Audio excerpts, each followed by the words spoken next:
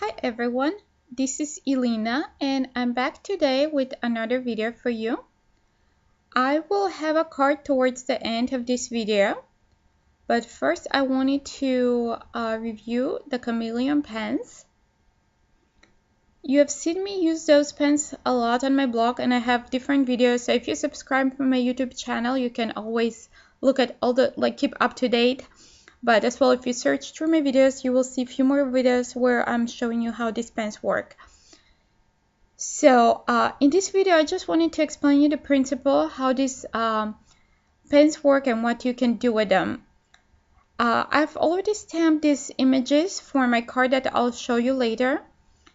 And I'm using the Hero Arts, my monthly hero kit from a couple months ago. I think it was April.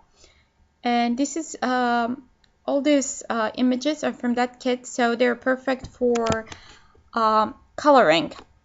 So I have all those stamped, and I'm using the Hero Arts Intense Black ink. This is a little bit darker than the Magenta Black, so it's compatible with alcohol-based marker, and it's, as I said, it's intense black.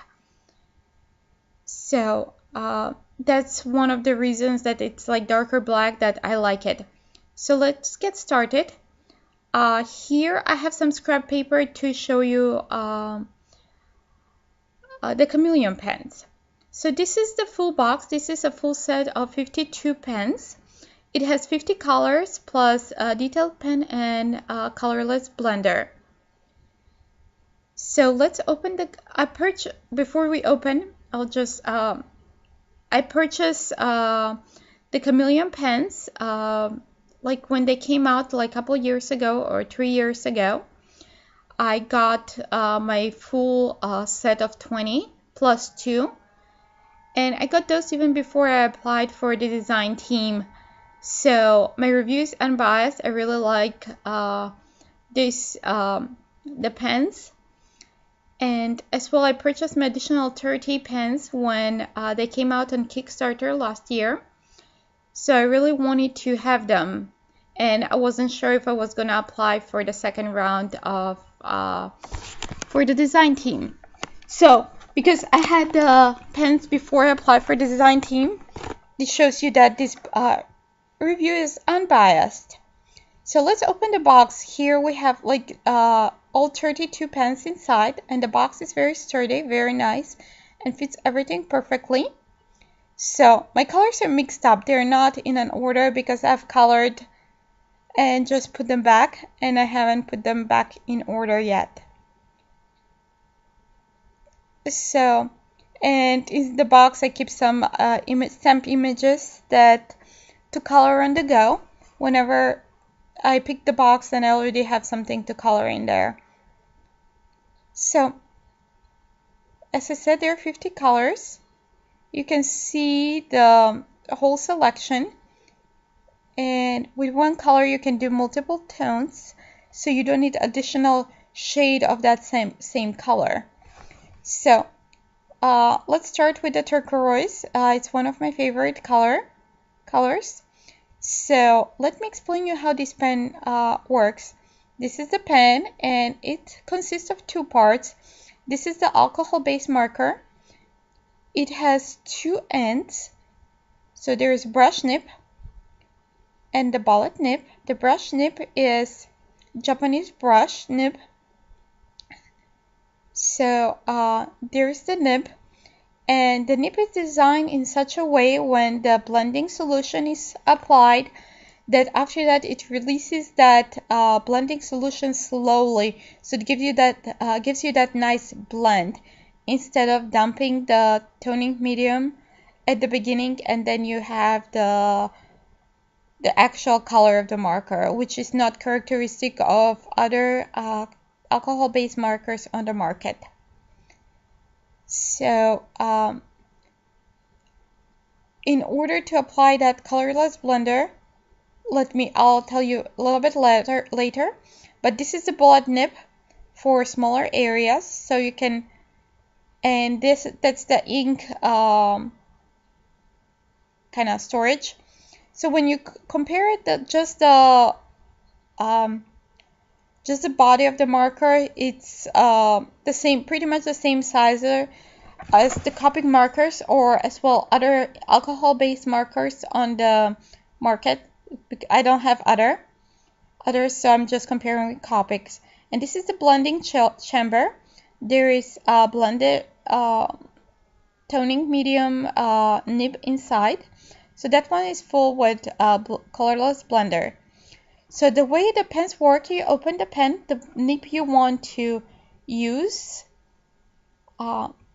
Before we go into that, you can use it, I forgot to say that you can use it without the blending solution like any other regular alcohol-based markers, and they're compatible with other alcohol-based markers on the market. So let me just show you the original color of this marker, this pen. So you can use it as it is. So this is the pretty turquoise. Next, to use the colorless blender, the toning medium, you attach the chamber on top of the nib you want to use, and you need to make sure that the nibs are touching and hold it upright so that colorless blender, that blending medium, goes down, and infuse it for 5, 10 or more seconds depending on the area you want to color and how dark you want that color to be. So you can go side to side or in circular motions with coloring. So I'm going usually side to side, and I'm overlapping the previous lines to avoid getting streaks when coloring. And when coloring, you need to keep the marker as in upright position as possible. So I have some angle, it's not like completely at 90 degrees. So you can see coloring, and you can see that color changing the tone. We have like from pretty much white going to the original turquoise. So because I was overlapping the lines, I was able to get that smooth blend. It's the same way the bullet point works. So you just this is for tinier areas. So you just snap it up on top and hold it upright, the same principle as the brush nib, for several seconds, and then you start coloring. So I'm going a little bit faster with this one because it's like tinier nib. You can do side to side or circular motion, whatever works for you. My preferred is to go back to back, and then we're back to the original color. So you can see that to do this with other alcohol-based markers, you need 3 to 5 different shades of the same color to achieve that blend. So that's one of the advantages of the pen, as well, that each individual marker has the blending chamber on top of them. And as well, the ink barrel has more ink than the other alcohol-based markers. Now we're moving to making the card and showing you how these pens work in action. So I'm using this flower, and I'm gonna color this flower with 3 colors: the turquoise, the mellow yellow, and I'm gonna use for the center, I'm gonna use the bark. So there's the mellow yellow and there's the bark. So and for the leaves, I'm gonna use sage shadow that I'll get a little bit in a few minutes. So I'm gonna start with the mellow yellow, and I want my flowers to be yellow towards the center. So I'm gonna infuse, and then the rest of the flower toward the tips to be turquoise. So I'm gonna use the brush nib, and I'm gonna infuse my with the blending solution with the toning chamber for about 2 to 5 seconds, depending on the size of the petal. And I'm gonna start coloring from so I'm gonna start coloring from the middle of the petal towards the center. And I have some scrap paper where I test my pen to make sure that it's infused properly. So I'm going side to side, and I'm starting from the middle, and I'm going towards the center. And as said before, like I'm overlapping the previous line so I don't get any streaks or any uh, so I get that smooth blend. And now I'm repeating the same for the next petal. If you have smaller areas, you can infuse for less time, and for the larger areas for more. So I'm like, for the smaller, I'm going about 3 seconds. For the larger, I'm going about 5 seconds. So I'm coloring the small areas here. And then I'm gonna speed up the video now so you can watch me color a little bit faster so you're not stuck here for an hour watching, because this original video was about an hour. So I'm infusing and I'm coloring every single petal. And now I'm going to the outside petals and I'm doing pretty much the same thing. And then there's one petal I didn't because you just see the end. So that will be turquoise, and in real life you would not see that yellow color. So, and I really like working with the Chameleon pens because they're perfect for on the go. You don't need to pick up like all 200 some odd markers to have all the colors. You just have 50 and it's perfect. And you don't need to think about which colors you need to blend to achieve the look. Like pick 3 different colors to 5. And so now we're done with the mellow yellow, and I'm going now with the turquoise. I'm gonna start not from the middle, but I'm gonna start from the center, the bottom of the petal, kind of the base of the petal, and go towards the ends, the outsides. So because we have that colorless blender at the beginning, the yellow won't turn into green, but it will stay yellow, and then we'll have yellow transferring to blue, to turquoise. So this is one of my favorite techniques to do with the Chameleon pens, and this is like, I found it in the past very hard to do with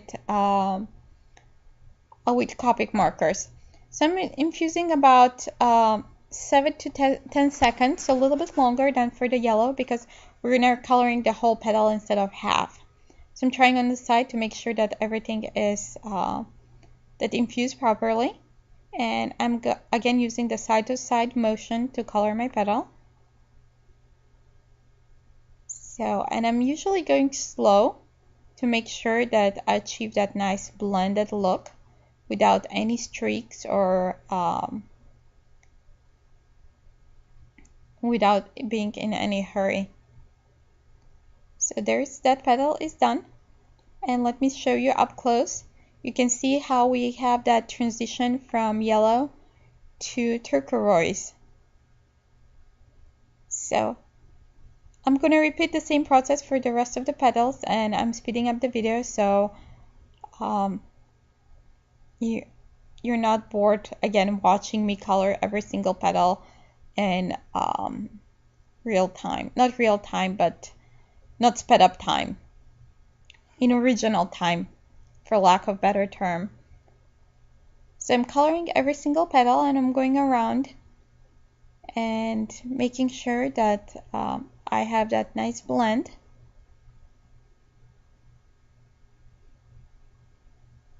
So we have pretty much the half flower done here. So as I said, this is one of my favorite techniques, and you can use it for different colors, not just the yellow and turquoise. I've used with red and orange and green and blue, and it works perfectly every single time. It just gives this wonderful effect. So we are almost done here, and the next we're going to move to the center and the leaves and the little flower bud. So again, as I said, I'm repeating the same process for every single petal, and I'm reinfusing the pen for every single petal. And again, depending on the size of the petal, I have different infusion times. For this, like the smaller ones, I even did 5 seconds because they're much smaller, like tinier areas. So I have those, and I have 4 more petals left here. So we're almost done.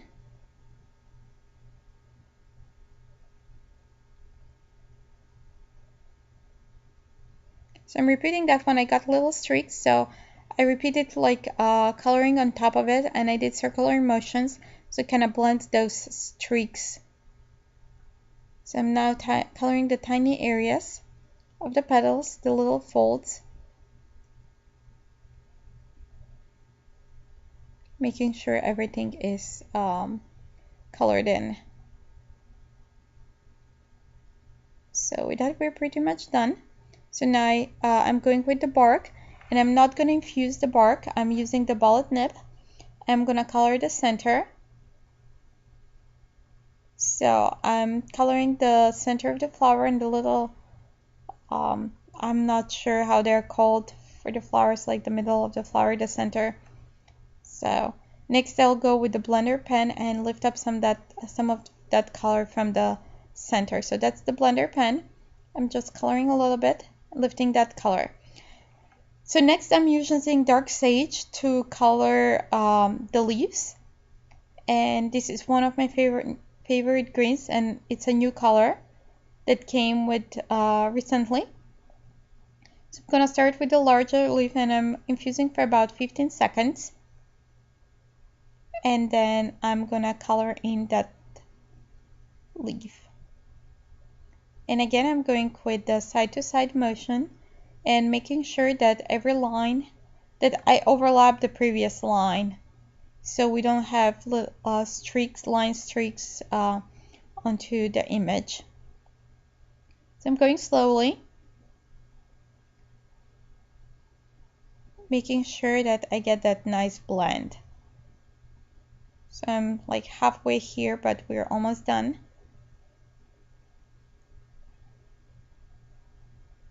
So we have,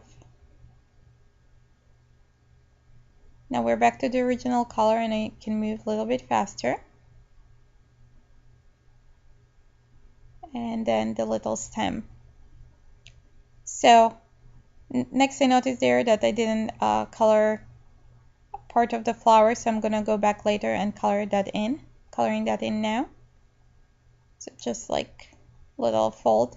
So for that one I colored only 2 leaves, that's how many I'll use, and for the second leaf stem I'll color all 3 leaves, and I'm again using the same principle, infusing my pen for about 10 seconds, 10 to 15, and for the smaller leaves I did about 7 seconds.